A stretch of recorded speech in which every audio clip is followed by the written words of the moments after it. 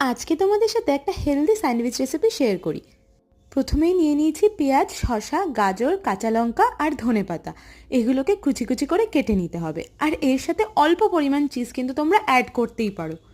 এরপর দুটো ডিম সিদ্ধর মধ্যে শসা, পেঁয়াজ, গাজর, ধনেপাতা, কাঁচা লঙ্কা এগুলো দিয়ে ভালো করে মিক্স করে নিতে হবে। সাথে অ্যাড করতে হবে নুন, গোলমরিচ, অরিগ্যানো আর চিলি ফ্লেক্স।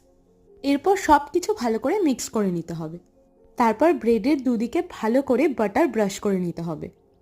তারপর যে মিক্সচারটা বানিয়েছিলাম ওটা ব্রেডের মধ্যে আস্তে আস্তে দিয়ে ভালো করে ফিল করে নিতে হবে।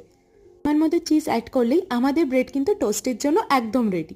তারপর আর কি, স্যান্ডউইচ মেকারে দিয়ে টোস্টের জন্য ওয়েট করে থাকা। এটা কিন্তু তোমরা তাওয়াতেও আরামসে করে নিতে পারো।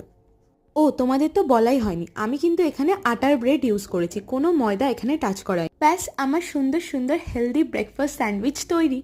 তোমরাও কিন্তু জানিও বানিয়ে তোমাদের কেমন লাগলো।